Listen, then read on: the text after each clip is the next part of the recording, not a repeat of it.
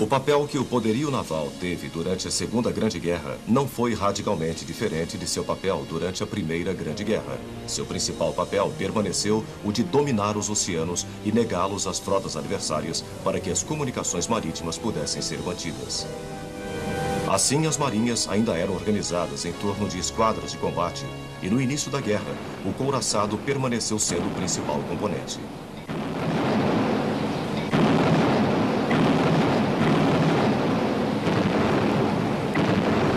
A Real Marinha Britânica era, em 1939, ainda a maior do mundo e também a mais dispersada, com bases por todo o globo. Em 1914, esperava atrair a Marinha Alemã para a batalha e destruí-la. Hitler queria que a Marinha Alemã fosse forte o suficiente para desafiar a Marinha Real. O almirante Erich Heider, o comandante-chefe da Marinha, estava convencido de que a Marinha Alemã nunca poderia se comparar à esquadra britânica na superfície, devido às grandes limitações impostas a ela após a Primeira Grande Guerra. Ao invés disso, deveria concentrar-se em destruir a vida econômica britânica, ou seja, seu comércio marítimo. O programa de expansão naval alemão, Plano Z, representou, portanto, um compromisso.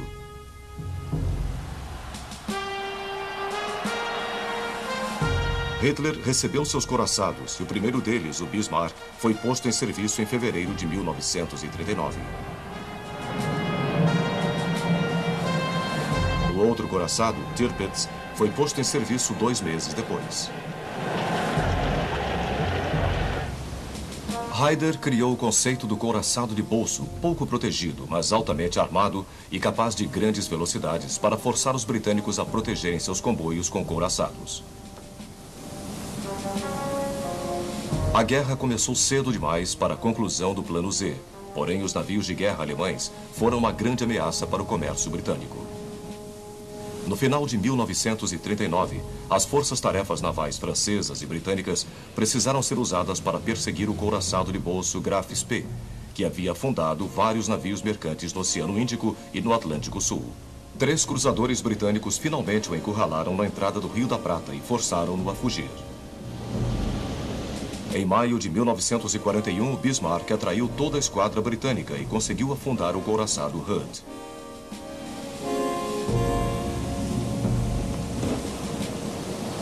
Prejudicado por um ataque de torpedo de um caça de porta-aviões, o Bismarck foi afundado por couraçados britânicos.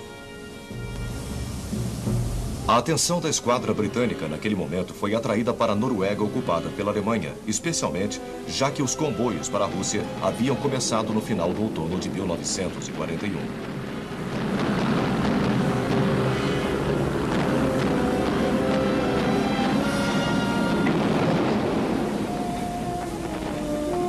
Em janeiro de 1942, o couraçado alemão Tirpitz foi enviado para a Noruega, onde os numerosos fiordes ofereciam-lhe vários portos relativamente seguros. Outros navios de guerra também foram enviados para lá. Estes incluíam os couraçados Narsehorst e Gneisenau, que em fevereiro de 1942 realizaram uma corrida audaciosa pelo canal inglês do porto francês de Brest, onde a Marinha Real os havia encurralado.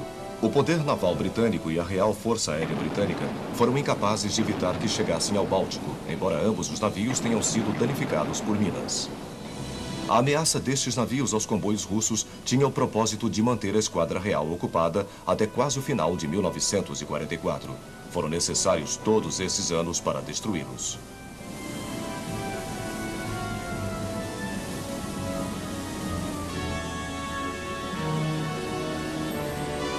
No último dia de 1942, a forte escolta do comboio russo JW-51B conseguiu evitar que os cruzadores alemães Ripper e Lützow atacassem, um ato que foi chamado de a Batalha do Mar Barents.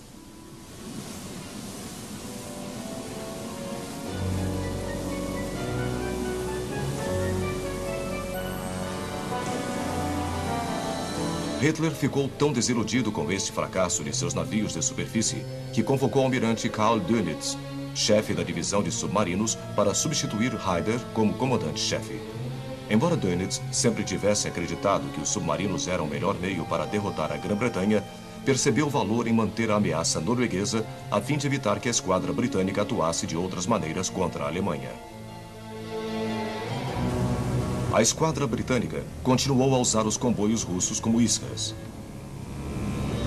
No final de 1943, conseguiu atrair o Scharnhorst para fora de seu porto, na Noruega. Os britânicos o interceptaram e o afundaram, no que se tornou conhecida como a Batalha do Cabo Norte.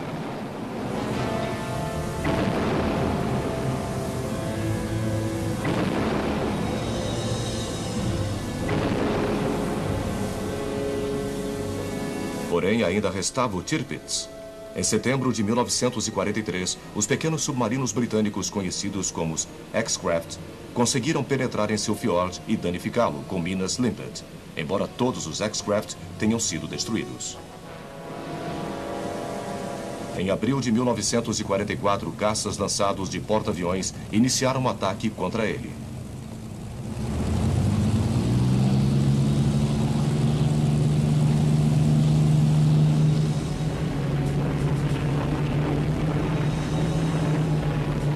Os caças conseguiram danificar o Tirpitz, porém não significativamente.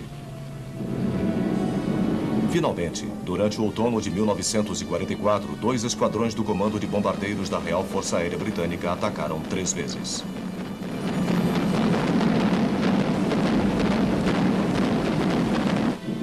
No dia 12 de novembro, bombardearam com tanta precisão que ele afundou. Só então a ameaça alemã na superfície estava terminada.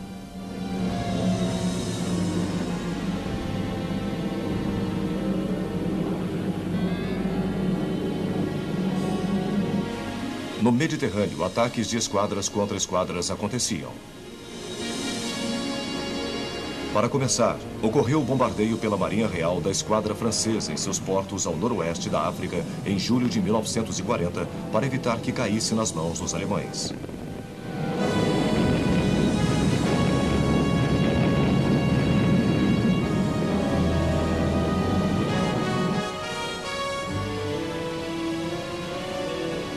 Foi um ato que provocou grande descontentamento do governo de Vichy contra a Grã-Bretanha.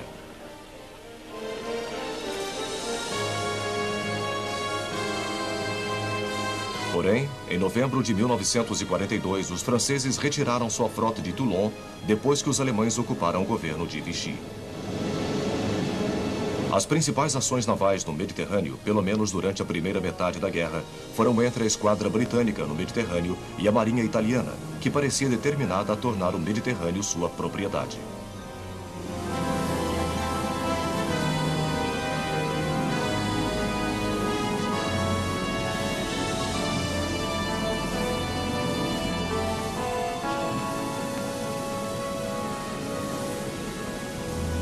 Foi uma batalha que dependeu basicamente dos esforços britânicos em manterem aberta sua linha de suprimentos em Malta, uma posição crucial no Mediterrâneo Central. Estas batalhas resultaram em uma grande perda de navios.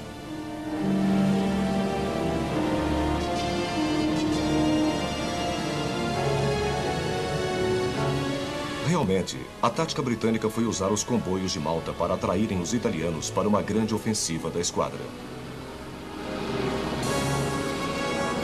Caças do eixo com base terrestre tiveram um papel significativo na perseguição aos navios britânicos.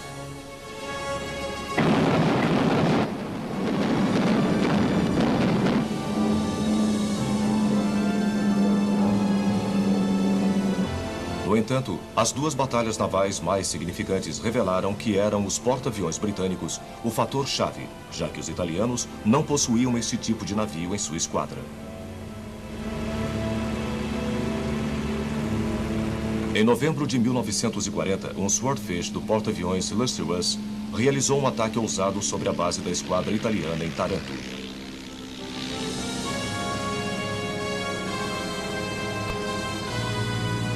Danificou seriamente 3 navios de guerra.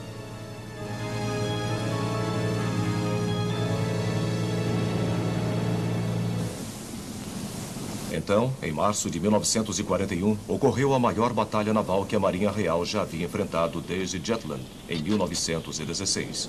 A esquadra do Mediterrâneo conseguiu interceptar os italianos, tentando atacar os comboios que levavam as forças britânicas para a Grécia. Os britânicos possuíam 3 navios de guerra e seus couraçados afundaram 2 cruzadores e 2 destroyers. No entanto, foram os caças desta vez do porta-aviões Formidable que deram os golpes decisivos, afundando o navio de guerra Vittorio Veneto e danificando o cruzador Pola.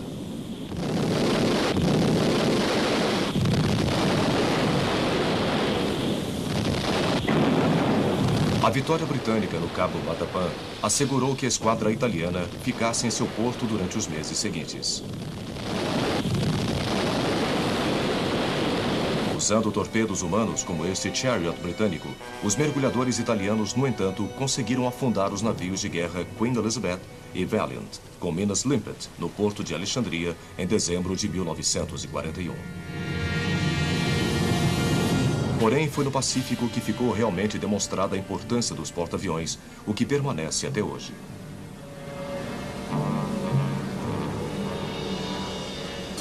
O plano do almirante Isoroku Yamamoto para o ataque surpresa contra a base da esquadra americana no Pacífico de Pearl Harbor, no Havaí, foi copiada diretamente do ataque britânico à esquadra italiana em Taranto.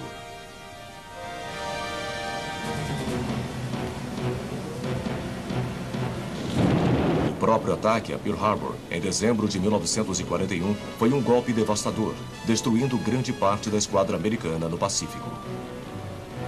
Porém, os japoneses não bombardearam dois porta-aviões, Lexington e Enterprise, que estavam ao mar naquele dia.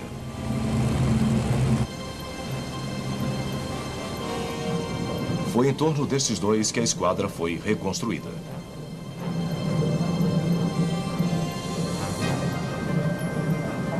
Na primavera de 1942, os americanos estavam prontos para enfrentarem os japoneses.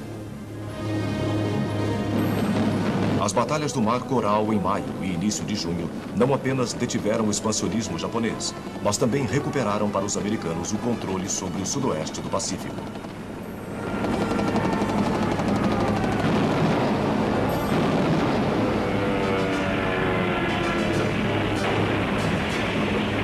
Estas batalhas foram travadas inteiramente pelos porta-aviões, com as esquadras adversárias jamais chegando ao alcance das armas uma da outra.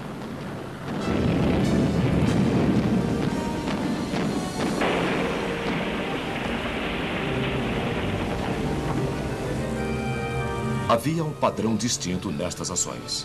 Primeiro, a esquadra adversária precisava ser encontrada, o que era feito ou por caças de reconhecimento ou por submarinos.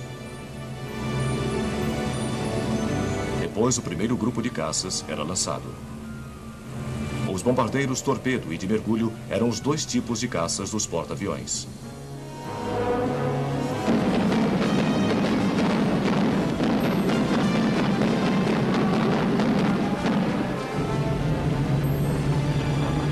Caças como estes Zeros japoneses deram proteção aos caças de ataque.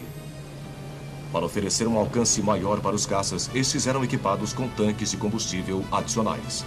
Os porta-aviões estavam em sua posição mais vulnerável quando seus caças estavam no convés de voo sendo rearmados e reabastecidos. Caso um ataque inimigo fosse identificado pelo radar, era crucial que colocassem os caças no ar antes que se aproximassem. Era necessário, portanto, num julgamento de habilidade, decidir que caça colocar no convés a qualquer momento. As grandes batalhas dos porta-aviões, no final, destruíram os principais navios da marinha japonesa.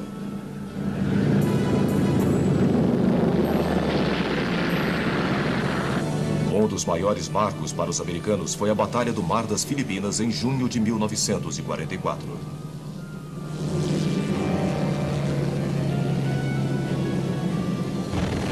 Mais conhecida como os tiros aos patos das Grandes Marianas, virtualmente destruiu os caças da marinha japonesa.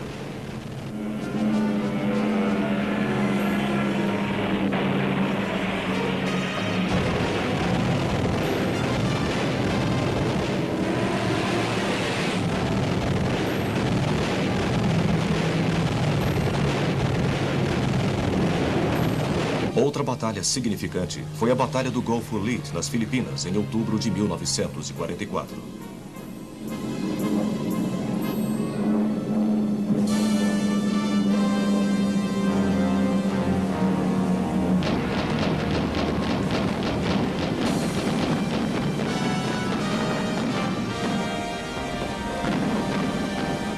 Durante 4 dias, as terceira e quinta frotas americanas conseguiram destruir o restante da frota de porta-aviões. Foi neste momento que os pilotos suicidas japoneses surgiram pela primeira vez. Os kamikazes japoneses, ou caças vento divino, seriam as maiores ameaças à marinha aliada durante o último ano da guerra no Pacífico.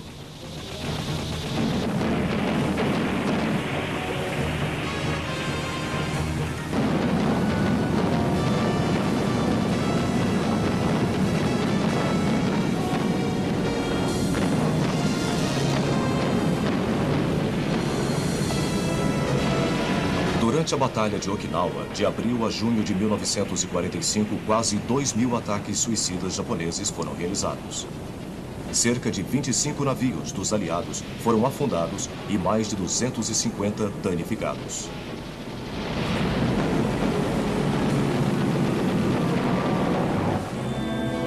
Na primavera de 1945, a Esquadra Britânica do Pacífico reuniu-se às esquadras americanas do Pacífico para criar a maior armada de couraçados já conhecida. Consistiu em mais de 1.300 navios. Possuía uma vasta frota de navios de apoio, variando de petroleiros a docas secas, tudo o que era necessário para manter uma esquadra a muitas milhares de milhas de sua base.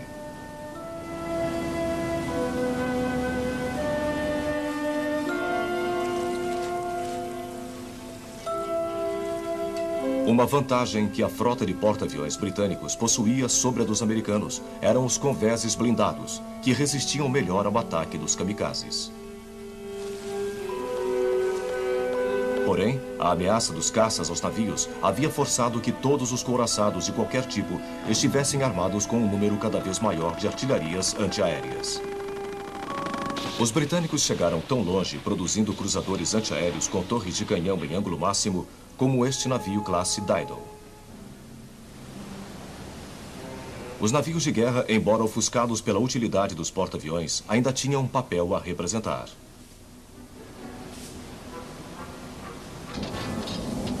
Haviam encontrado para si um novo papel, o bombardeio da costa. Tanto no cenário europeu como no Pacífico, seu poder de fogo poderia ser devastador, apoiando as operações terrestres.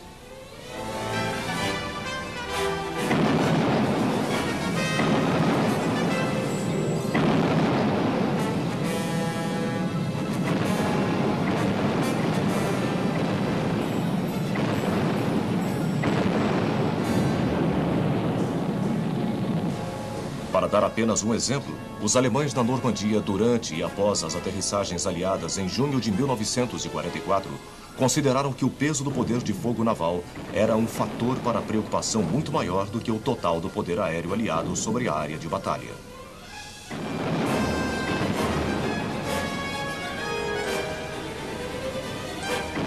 Porém, o apoio naval às forças terrestres se estendeu muito além do bombardeamento da costa.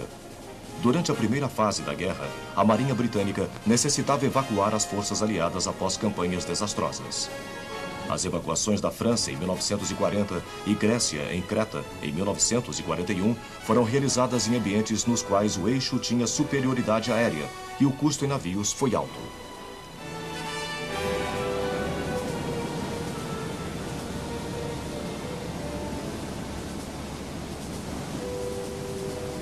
Os japoneses do Pacífico usaram extensamente cruzadores e destroyers leves para manter o suprimento para os seus regimentos em ilhas isoladas.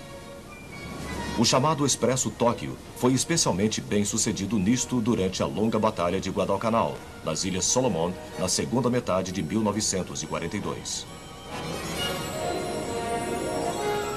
Porém, tanto na Europa como no Pacífico, a Segunda Grande Guerra foi dominada por operações anfíbias, o desembarque de forças terrestres em praias hostis.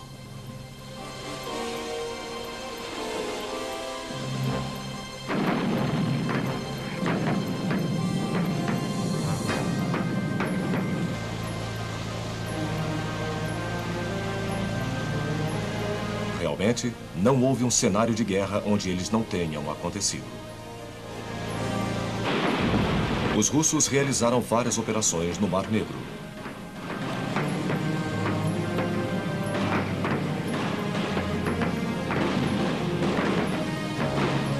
navios britânicos na costa de Burma.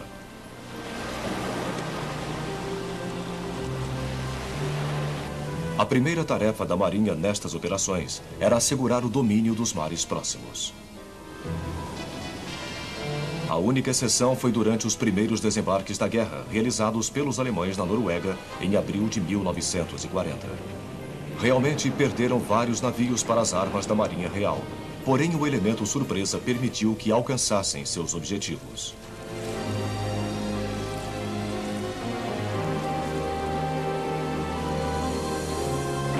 Muitas das principais batalhas navais no Pacífico ocorreram para assegurar que a Marinha Americana possuía o domínio necessário.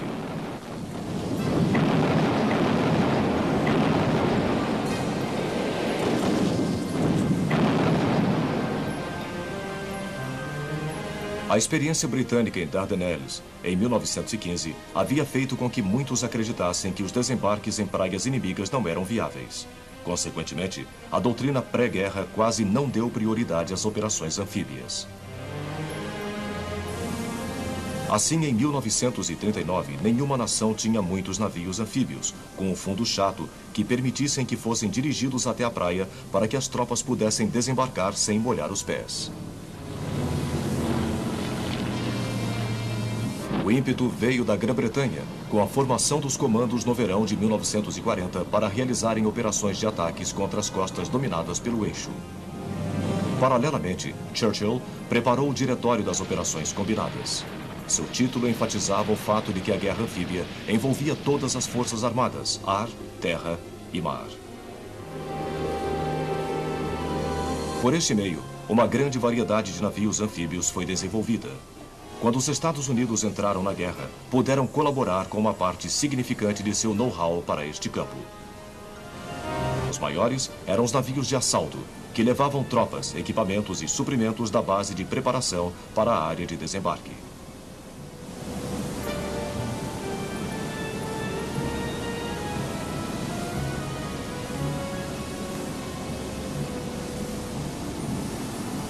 Ao chegarem à área do desembarque, a Marinha começava a bombardear a costa para neutralizar as defesas.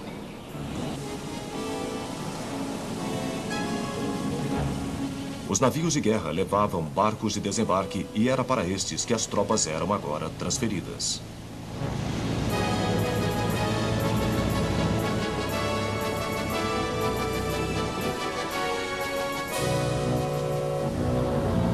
Variações menores, como este barco de assalto e desembarque, foram usados em operações de ataque. Havia também barcos para desembarque de tanques, que podiam colocar os tanques e armas diretamente nas praias.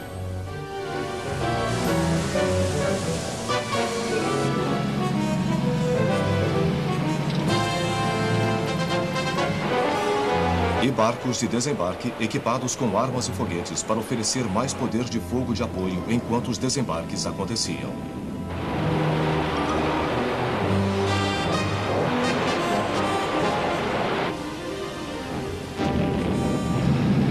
Depois que as tropas eram desembarcadas, as próprias praias precisavam ser devidamente organizadas, do contrário, rapidamente haveria um caos.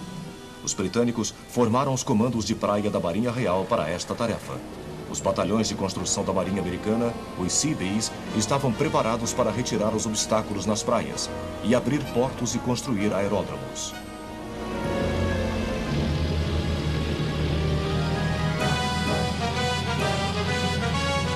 Em 1945, os aliados ocidentais haviam superado as complexidades da guerra anfíbia e a desenvolvido em uma arte de guerra.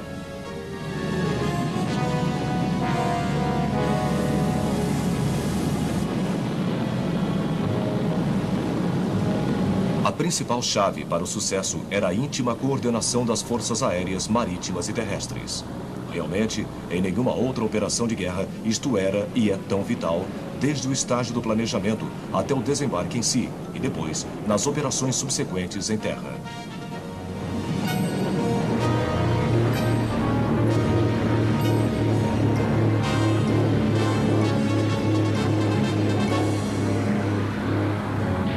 A realização bem-sucedida das operações anfíbias tornou-se a pedra fundamental da estratégia aliada durante a Segunda Guerra Mundial.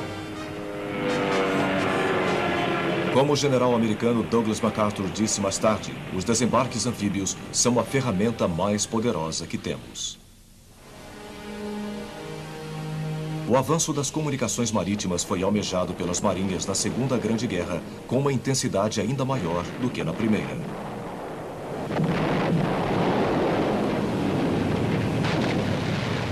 Os alemães reconheceram, como haviam feito durante a Primeira Grande Guerra, que uma maneira para derrotar os britânicos seria paralisar suas rotas de comércio. Assim ocorreu a Segunda Batalha do Atlântico. Teve início quando afundaram o navio de carreira Athenia, no dia 3 de setembro de 1939. Seus sobreviventes são vistos aqui após o resgate.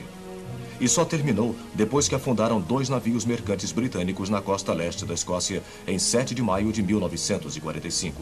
Foi a mais longa campanha da Segunda Guerra Mundial.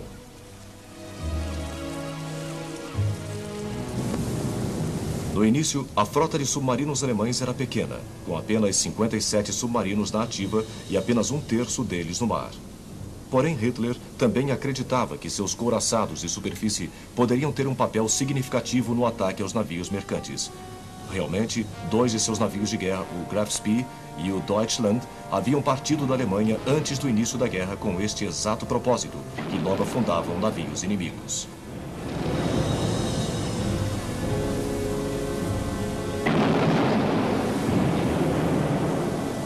A Marinha Real, por outro lado, havia se tornado complacente no período entre guerras em relação a uma ameaça ao comércio. Acreditava que os comboios e a invenção do ASDIC, chamado de sonar pelos americanos para detectar submarinos submersos, havia neutralizado a ameaça dos submarinos. Os comboios foram instituídos assim que a guerra começou, porém havia uma grande escassez de navios de escolta, sendo que o que havia estava participando de outras missões, como escoltar o exército britânico através da França. Consequentemente, os comboios transatlânticos estavam restritos aos navios com uma velocidade de 9 a 15 nós, e geralmente sua escolta era apenas um único cruzador mercante armado. Os submarinos, portanto, puderam se concentrar nos numerosos navios, viajando desacompanhados.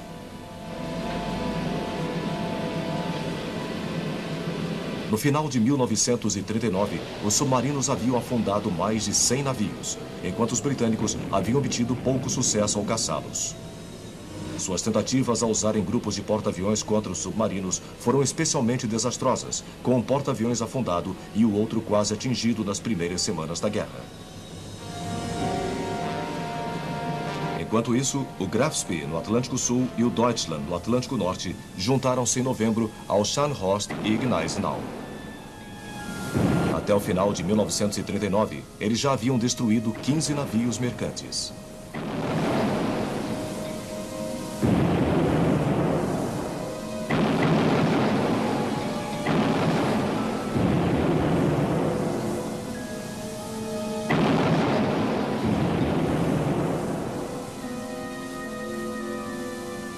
O tempo frio havia reduzido as operações, bem como a campanha da Noruega na primavera de 1940.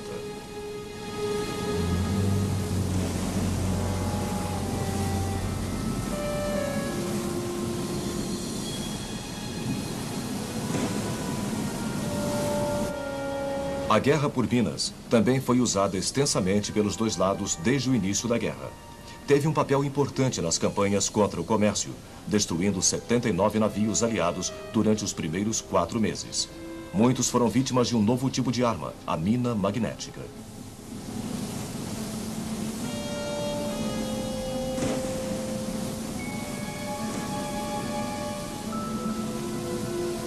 Esta mina foi inicialmente muito difícil de ser evitada, exceto pelos navios com cascos de madeira.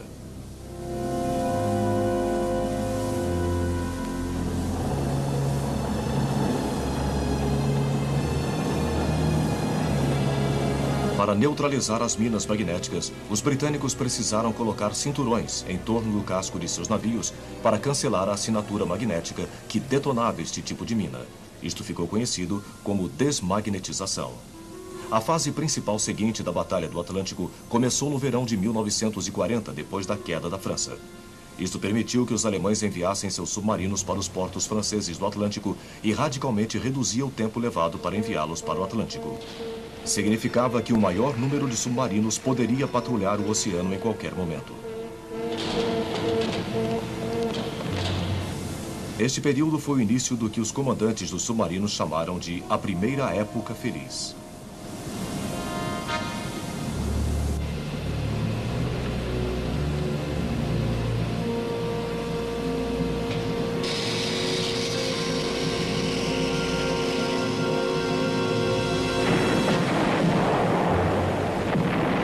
Os britânicos ainda estavam com um número bastante reduzido de navios, embora os houvesse ajudado o presente enviado pelos americanos de 50 destroyers da Primeira Guerra em setembro de 1940, embora estes fossem obsoletos.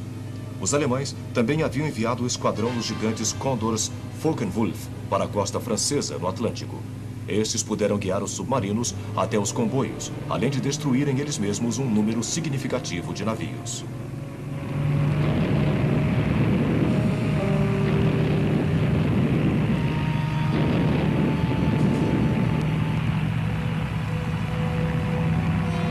Havia também a ameaça da superfície, com o Admiral Scheer, afundando nada menos do que 17 navios durante um cruzeiro no final de 1940. No início de 1941, o Scharnhorst e o Gneisenau interromperam todo o sistema de comboios britânicos.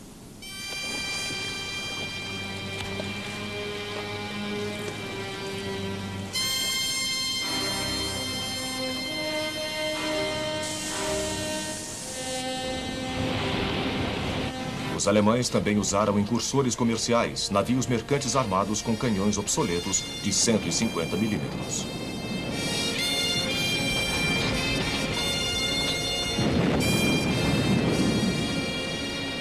O de maior sucesso foi o Pinguim, mostrado aqui. Afundou nada menos do que 26 navios, usando seu planador arado 196 para localizar suas vítimas.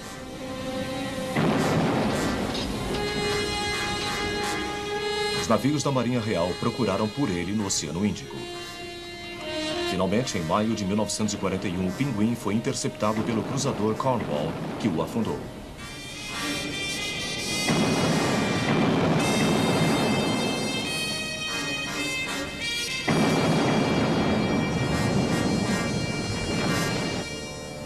Nesta época, mais navios de escolta estavam disponíveis. Ancorando alguns em sua base na Islândia e usando os recursos cada vez maiores da Real Marinha Canadense, foi possível que os comboios recebessem muito mais proteção do que antes.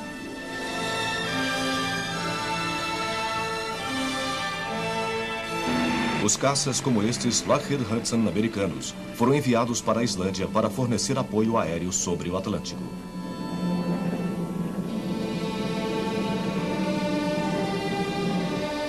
Houve também a rendição do U-110. Antes de afundar, os britânicos conseguiram capturar a máquina de codificação Enigma. Isto permitiu que interpretassem os sinais dos submarinos e assim desviassem os comboios.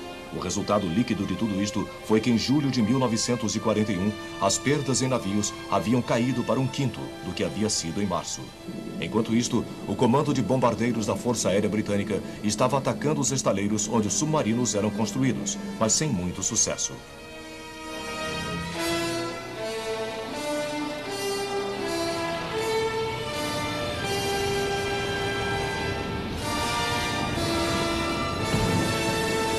Igualmente, os currais de concreto reforçado, onde ficavam ancorados nos portos franceses, provaram ser imunes às bombas.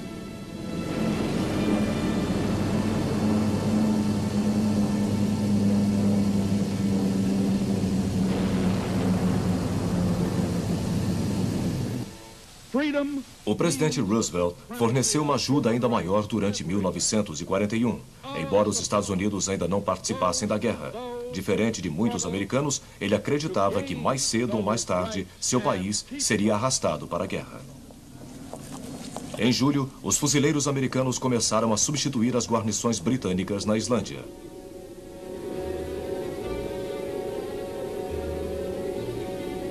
Isto significava que a Marinha Americana poderia legitimamente escoltar comboios lá. Mais tarde, Roosevelt estendeu este ato declarando que ele forneceria a escolta para qualquer comboio do empréstimo arrendamento no Atlântico até o extremo da Islândia.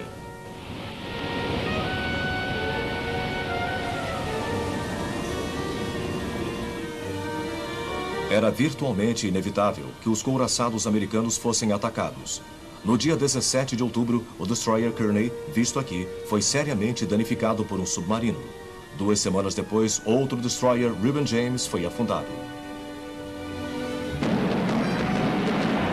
Porém, foi o Japão, e não a Alemanha, que forçou os Estados Unidos a entrarem na guerra com um ataque surpresa a Pearl Harbor.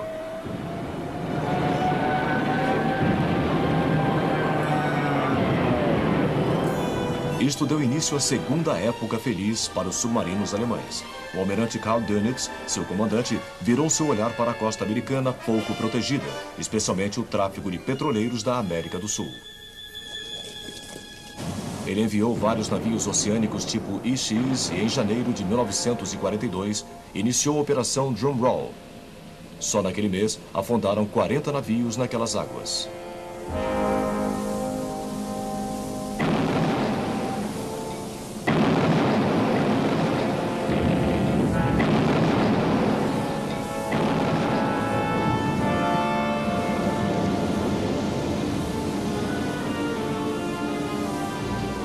Ainda pior, no dia 1º de fevereiro, os submarinos adotaram um novo código Enigma, que os britânicos foram incapazes de interpretar até o final daquele ano. Foi só em abril que um blackout de luzes na costa leste americana foi instituído, junto com um sistema apropriado de comboios. Posteriormente, os submarinos foram para o Caribe, onde havia igualmente muitos navios a serem afundados.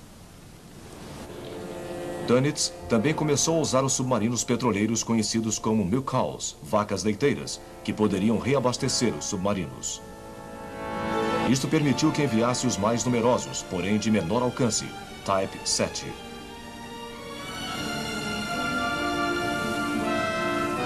Dönitz estava convencido de que seus submarinos seriam mais eficientes se se concentrassem no que ele chamou de matilhas de lobos. Só em 1942, ele obteve submarinos operacionais suficientes para poder introduzir este conceito em larga escala. As matilhas de lobos formavam uma linha de patrulha, com submarinos geralmente posicionados a intervalos de 5 milhas. Eles então varriam a leste e oeste até contatarem um comboio. Porém, as escoltas e os próprios comboios estavam se organizando melhor. Os comboios foram graduados em rápidos e lentos, sendo que apenas os navios de tropas mais ligeiros podiam viajar sozinhos, já que podiam escapar de qualquer submarino. O centro das operações era o quartel-general Western Approaches, com base no porto inglês de Liverpool. O comandante do comboio era geralmente um oficial da marinha aposentado, e antes que o comboio partisse, ele dava as ordens para os capitães mercantes.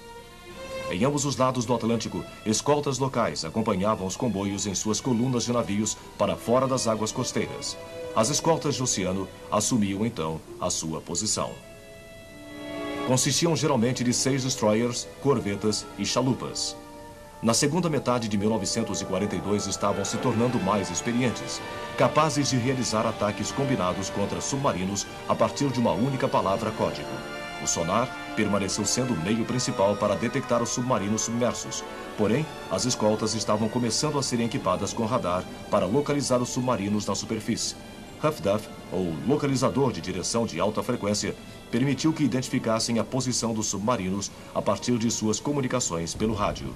No início da guerra, as escoltas podiam apenas lançar cargas de profundidade por sobre a popa, o que significava que primeiro precisavam ultrapassar o submarino.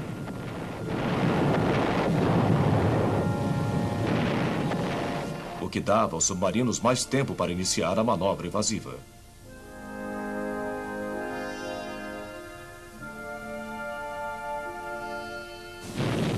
Na metade de 1942, no entanto, ataques anti-submarinos podiam ser feitos de ambos os lados e pela proa da escolta, o que aumentava as chances de atingi-lo.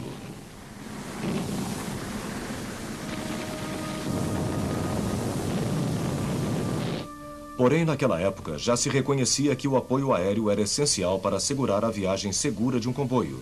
Mesmo com novos caças de patrulha marítimos, como o resiliente PBY-1 de desenho americano, chamado de Catalina pelos britânicos e Canso pelos canadenses, ainda havia uma área do Atlântico Norte que não estava dentro do alcance dos caças, com base em terra. Isto ficou conhecido como Espaço Negro. Para superar isto, os britânicos inicialmente introduziram os navios mercantes armados com catapulta, conhecidos como navios CAM. Estes levavam um único Hurricane que poderia ser lançado de seu convés, porém, ao retornar, deveriam se lançar sobre um outro navio. Mais tarde, porta-aviões de escolta menores do que os porta-aviões de esquadra foram construídos em maior número, tanto pelos americanos como pelos britânicos.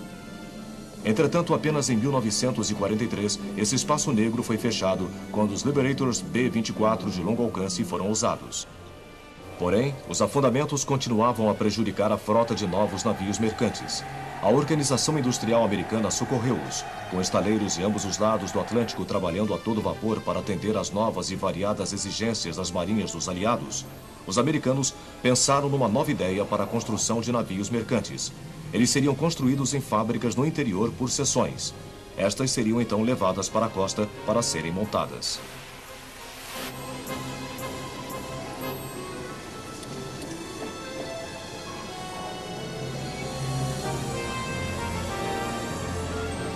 O primeiro navio Liberty, o Patrick Henry, foi colocado na água do estaleiro naval de Baltimore no início de setembro de 1941. Posteriormente, a produção aumentou rapidamente e no final de 1942 estava começando a ter um grande efeito sobre a Batalha do Atlântico.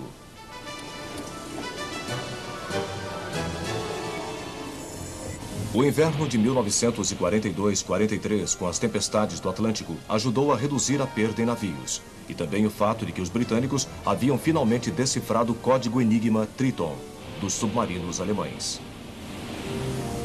Em janeiro de 1943, na Conferência Aliada realizada em Casablanca, concordaram que vencer a Batalha do Atlântico deveria ter prioridade máxima.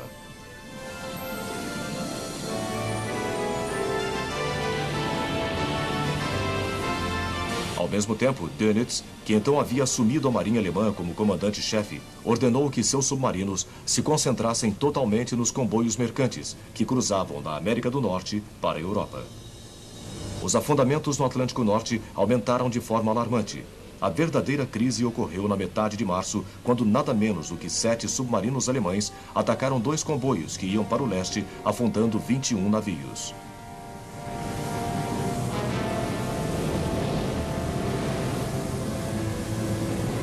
540 mil toneladas de carga aliada foram perdidas durante aquele mês.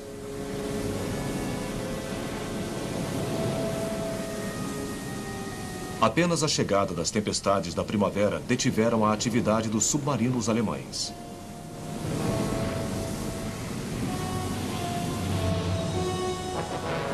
Em desespero, os britânicos cancelaram seus comboios para a Rússia para fornecerem mais navios de escolta para o Atlântico. Algumas destas foram formadas como grupos de apoio, que poderiam reforçar os comboios sob um ataque severo. Assim que as tempestades ficaram mais fracas, Dönitz enviou um número cada vez maior de submarinos. O clímax ocorreu no início de maio de 1943, quando nada menos do que 40 submarinos alemães atacaram comboios ONS-5 na direção oeste, afundando 12 navios em 36 horas, porém perdendo 2 de seus submarinos.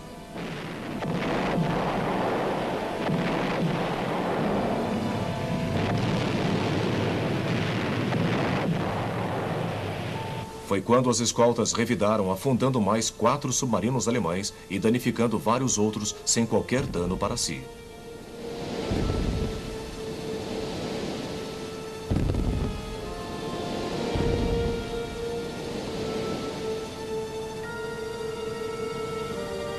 Esta súbita mudança na sorte dos aliados no Atlântico iria continuar nos 2 meses seguintes.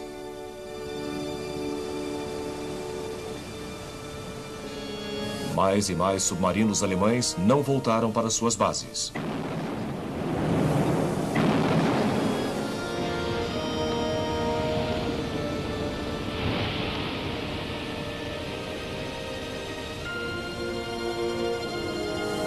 Eventualmente, no dia 24 de maio, tendo perdido 31 submarinos até então naquele mês, Dönitz decidiu retirar temporariamente suas matilhas de lobos do Atlântico. Isto representou a grande virada na batalha, porém não o seu fim.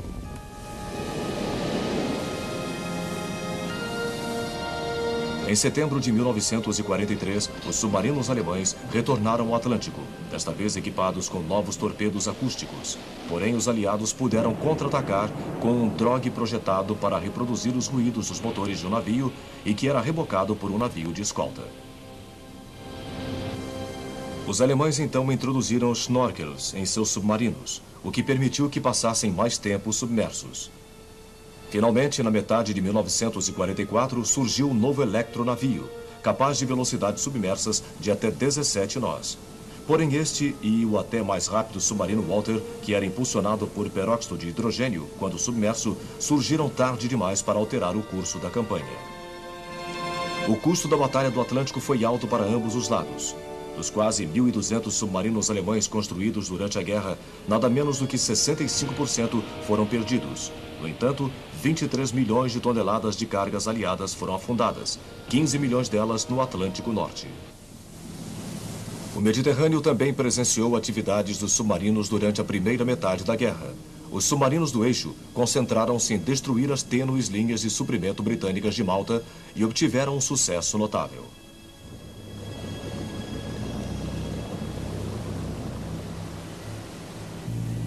Em novembro de 1941, os submarinos alemães afundaram o porta-aviões Ark Royal. 12 dias depois, o U-331 afundou o navio de guerra Barham.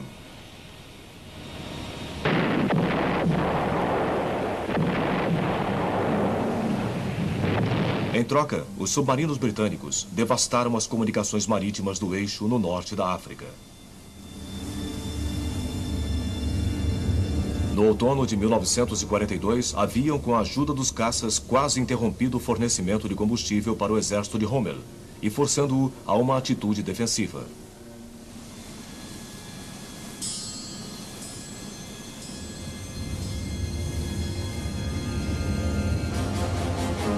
No Pacífico, os submarinos também tiveram um papel importante. Os japoneses entraram na guerra com 64 navios, mais do que os alemães possuíam em 1939. Porém, eles só construíram mais 126 durante a guerra. Também perderam quase 70% do total e afundaram menos de 1 milhão de toneladas em cargas aliadas. O principal motivo para este desempenho tão insignificante foi que os japoneses deram grande prioridade aos ataques aos couraçados, e não aos navios mercantes indefesos e aos navios de suprimentos. Tendiam também a usar seus submarinos em grupos rígidos e permitiam a seus comandantes muito pouca latitude ou iniciativa. Muitos submarinos japoneses foram perdidos nas missões de ressuprimento às guarnições isoladas. Assim, até 20 de cada vez eram usados para assegurar o fornecimento de suprimentos a seus exércitos durante a longa batalha de Guadalcanal, e a maioria deles foi vítima dos couraçados americanos.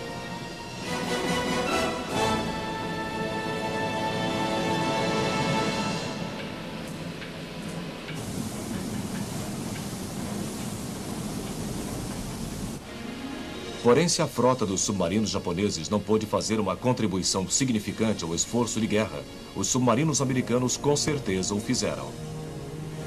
Reconhecendo que a indústria de guerra do Japão era totalmente dependente das importações de matéria-prima, a Marinha Americana resolveu concentrar suas operações de submarinos no ataque aos navios mercantes japoneses.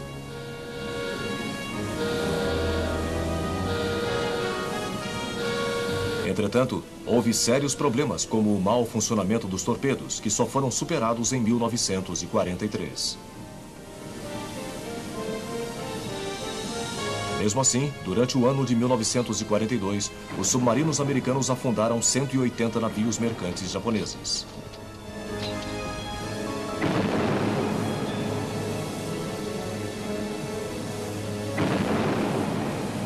Dois anos depois, com sua frota submarina bastante ampliada para operar de bases mais avançadas no Pacífico, os submarinos americanos afundaram um total de 600 navios e começou a ficar sem outros alvos.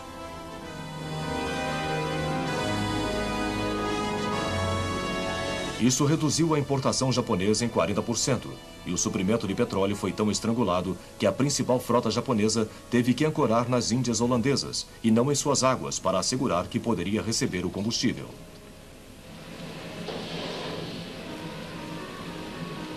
A produção de guerra japonesa como um todo foi reduzida pela metade na primavera de 1945, e a falta de petróleo havia prejudicado o sistema de transporte. Em contraste, devido ao sucesso dos Estados Unidos, o programa de produção de submarinos americanos foi drasticamente interrompido em 1944.